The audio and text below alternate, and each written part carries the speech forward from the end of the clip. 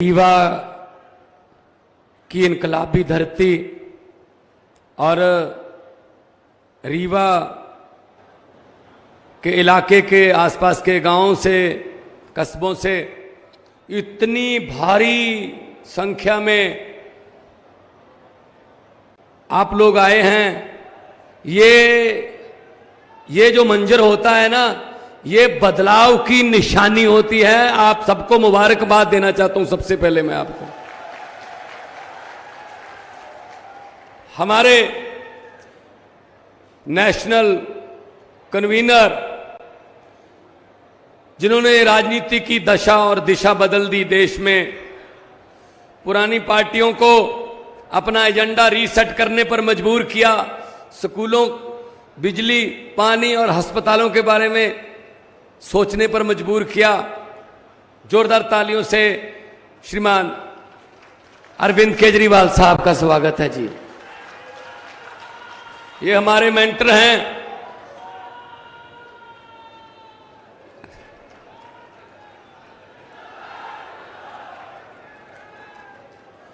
अगले 30 सेकंड आपको दे देता हूं, भड़ास निकाल लीजिए।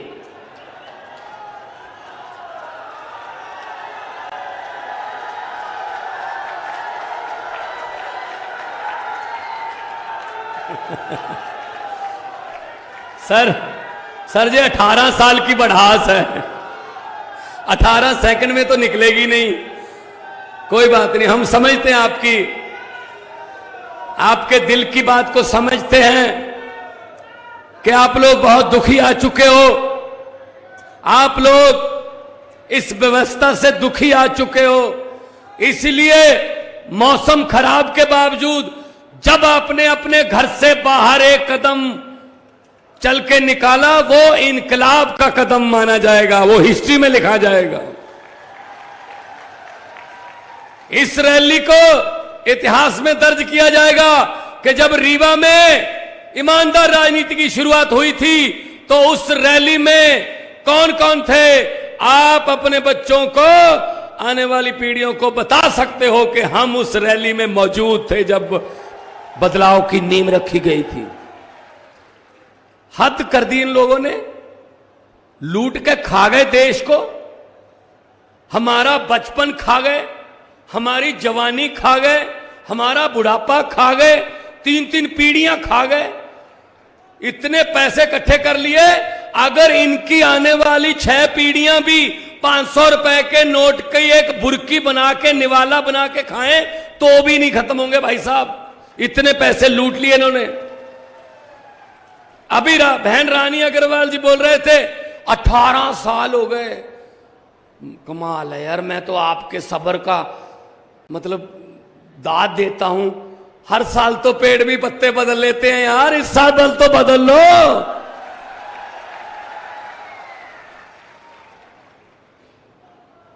सो 18 साल हो गए, कुछ नहीं हुआ। कल 17 तारीख थी, पंजाब में सरकार बने हुए कल 18 महीने हुए हैं। कुछ मेरे बहुत से दोस्त पंजाब से भी सामने खड़े हैं, कुछ हमारे एमएलए भी यहां पे हैं। आप पंजाब में फोन लगाओ, शर्त लगाता हूं, मीडिया खड़ा है, आम आदमी पार्टी की पंजाब में सरकार के 18 महीने और शिवराज चौहान के 18 साल मिला के देख लो। 36,000 से ज्यादा सरकारी नौकरियों के नियुक्ति पत्र देकर आपके सामने खड़ा हूं। ऐसे नहीं आते हम लोग। 90% पंजाब के घरों का बिजली का बिल जीरो करके आपके सामने आया हूं। रीवा वालों, पूछ लो फोन करके। पंजाब में 28,000 कच्चे मुलाजिमों को पक्के किया है। 12,710 कच्चे टीचरों को पक्के टीचर बनाया है। अध्यापक लिखते हैं आप, वो कच्चे नहीं लिखते। 50,000 करोड़ का निवेश आ गया 1.5 साल में। 50,000 करोड़ का निवेश, उससे 2,86,000 बेरोजगार नौजवान लड़के लड़कियों को रोजगार मिलेगा। 2,86,000। भाई साहब, ऐसे उंगलियों पर हमारे पड़ा डाटा। हम काम करते हैं, हम इनकी तरह जुमले नहीं सुनाते। अभी इनकी जुमलों की फैक्ट्री जोर से चल रही है, जुमले बन रहे हैं नए नए। आने वाले दिनों में नए नए जुमले आपको सुनने को मिलेंगे भाई साहब। हर बात पे झूठ बोलते हैं यार, कोई बात तो सच बोल दो देश को ना। मैंने तो पार्लियामेंट में बोल दिया था, मोदी जी बैठे थे सामने, मैंने कहा 15 लाख की रकम लिखता हूं तो कलम रुक जाती है, 15 लाख की रकम लिखता हूं तो कलम रुक जाती है, काले धन के बारे में सोचता हूं तो स्याही सूख जाती है। हर बात ही 15 लाख की रकम लिखता हूं तो कलम रुक जाती है, काले धन के बारे में सोचता हूं तो स्याही सूख जाती है। हर बात ही जुमला निकली। अब तो यह भी शक है, क्या चाय बनानी आती है? मुझे नहीं लगता चाय भी बनानी आती होगी भाई साहब। इतना झूठ, इतना झूठ, कुछ भी बोल देते हैं यार, कुछ भी बोल देते हैं। 2 करोड़ नौजवानों को रोजगार देंगे हर एक साल, मिल गया ना। जिनको मोदी जी ने रोजगार दिया हाथ खड़े करो जी। वाह, किसने दे? जो बेरोजगार हैं वो हाथ खड़े करो। ये देखो सारे बेरोजगार। तो कहां गए इनके जुमले? ये जुमले सुनाते हैं, इनकी बातों में मत आना, इनकी बातों में मत आना भाई साहब। दिल्ली में अरविंद केजरीवाल जी ने पार्टी बनाई। पार्टी क्यों बनानी पड़ी? यह तो करप्शन की एक मूवमेंट थी रामलीला ग्राउंड में कि भाई करप्शन बंद कर दो, मंत्री पर भी वही कानून लागू करो, संतरी पर भी वही करो। इन्होंने चिढ़ाया, ऐसे सड़क पर बैठकर कानून नहीं बनते, इलेक्शन लड़ो, जीत कर आइए, जीत कर आइए। पार्टी बना ली, हम तो जीत कर आ गए, वो खुद हार गए।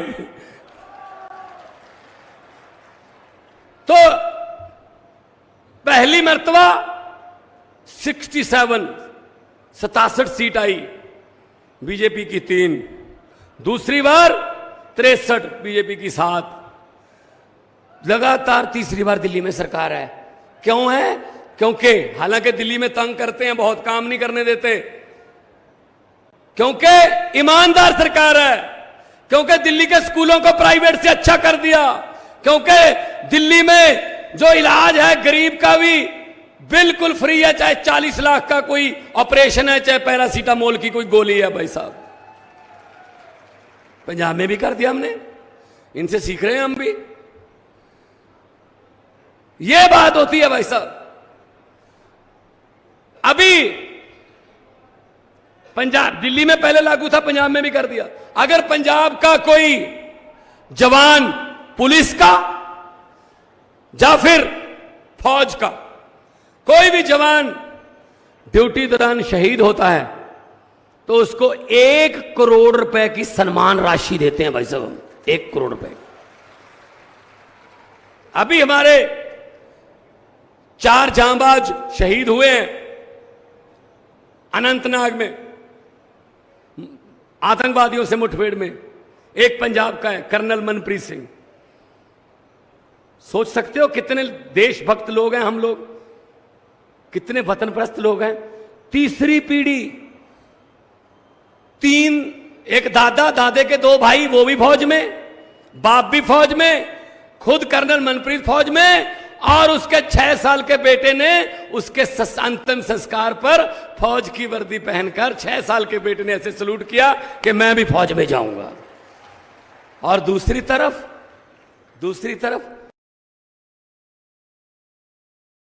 शर्म चाहिए इनको। दूसरी तरफ जब वो शहीद हो चुके थे, न्यूज आ गई, खबरें आ गई, नीचे पट्टी चल रही थी कि वो शहीद हो गए। उस समय हमारे देश के प्रधानमंत्री, उस समय हमारे देश के होम मिनिस्टर और डिफेंस मिनिस्टर अमित शाह और राजनाथ, उन पर फूलों की बरखा हो रही थी। अपने ऑफिस में दिल्ली में वो G20 के जश्न मना रहे थे। शर्म नहीं आनी थी यार इनको। एक तरफ भगत सिंह की धरती, एक तरफ भगत सिंह की सोच। भगत सिंह ने क्या लिखा? कहता इस कदर वाकिफ हो चुकी है मेरी कलम मेरे किरदार से, इस कदर वाकिफ हो चुकी है मेरी कलम मेरे किरदार से कि इश्क भी लिखता हूं, इनकलाब लिखा जाता है। और ये देश के वारिस बन के बैठ गए। इनके बाप का है देश, कभी कहते हैं हम इसका नाम बदल देंगे। देश का नाम बदल दोगे?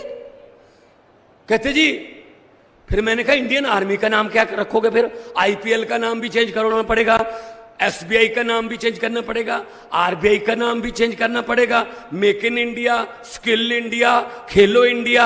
इंडिया लफ्ज से इनको है ना, क्योंकि हमारा गठजोड़ का नाम इंडिया है। कितना कुछ बदलोगे? मैंने कहा इतना बदलने की बजाय एक को बदल दो बस, मोदी को बदल दो बस। अभी नया आपको सुनाता हूं। जो हॉस्टल में रहते हैं ना बच्चे, कॉलेज में, यूनिवर्सिटी के हॉस्टलों में बच्चे जो पढ़ते हैं, हॉस्टल की फीस पर 18% जीएसटी लगाने वाले हैं, हॉस्टल की फीस पर। इसका मतलब एक और नारा जल्दी आएगा, ना खुद पढ़ा हूं ना किसी को पढ़ने दूंगा। उनको क्या पता भाई साहब हॉस्टल की फीस चुकानी कितनी मुश्किल होती है। 4 पढ़ा है भाई साहब, चौथी पास राजा है, आपको तो पता ही है। तो इनसे क्या उम्मीद रखेंगे हम? इनसे क्या उम्मीद रखेंगे हम? इसीलिए आपके पास आए हैं। क्या हो? बदलें। और हमारा तो चुनाव चिन्ह भी ऐसा है जो सफाई करता है, झाड़ू।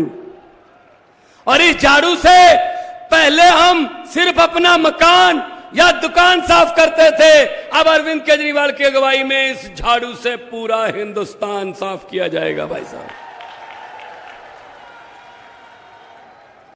हर रोज लोग हमें ज्वाइन कर रहे हैं कि जी आ जाओ, बचा लो हमें, खा गए लूट के। किसी नदिया के घाट पर अगर ये नेता लोग बस जाते, किसी नदिया के घाट पर अगर ये नेता लोग बस जाते, तो लोगों के प्यासे होंठ भी 2 बूंद पानी के लिए तरस जाते। गनीमत है कि मौसम पर हुकूमत चल नहीं सकती, वरना सारे के सारे बादल भी इनके खेतों में ही बरस जाते। आम आदमी पार्टी जो कहती है वो करती है। इनकम टैक्स के कमिश्नर हैं हमारे प्रधान जी केजरीवाल साहब। इनको पता है पैसा किधर से आना होता है और किधर को लेके जाना होता है। और टैक्स का पैसा आता है खजाने में, खजाने का मुंह जनता की तरफ। अब ये क्या कहते हैं, 300 यूनिट बिजली फ्री कर दी गरीबों को, बच्चों की शिक्षा मुफ्त कर दी, इलाज मुफ्त कर दिया। तो मोदी जी क्या कहते हैं, अरविंद केजरीवाल फ्री की रेवड़ी बांटता है। अच्छा, हमने गरीब की बिजली 2 बल्ब जिसके घर पे हैं उसकी बिजली फ्री कर दी तो रेवड़ी हो गई। तो 15 लाख वाला पापड़ किसने बेचा था? 15 लाख। आ गया 15 लाख भाई साहब? नहीं आएगा, नहीं आएगा। मैंने तो पार्लियामेंट में कहा था, मैंने कहा जी अब जब भी आप लोगों में जाने वाले हैं, लोग आपसे ये पूछने वाले हैं कि आप तो पूरा देश अपने एक दोस्त को लुटाने वाले हैं, मोदी जी 6-8 महीने में तो आप वैसे भी जाने वाले हैं, चलो जाते जाते ही बता दो अच्छे दिन कब आने वाले हैं। नहीं आएंगे अच्छे दिन भाई साहब। सो इनकी बातों में मत आना। और आज जितना भारी भरकम इकट्ठ यहां पे हुआ है, ये ऐसा तो मैंने मंजर लगभग 2 साल पहले पंजाब में देखता था मैं। इतना लोग आते थे और कहते थे बस हमारे पे छोड़ दो जी, आप एक बार बता जाओ कि कितने नंबर पे है झाड़ू का बटन। तो भाई साहब 117 में से 92 सीटें आई हैं, सब हार गए बड़े बड़े। जो कहते थे हम कभी जिंदगी में नहीं हारेंगे, भाई साहब जमानतें जब्त करा दी।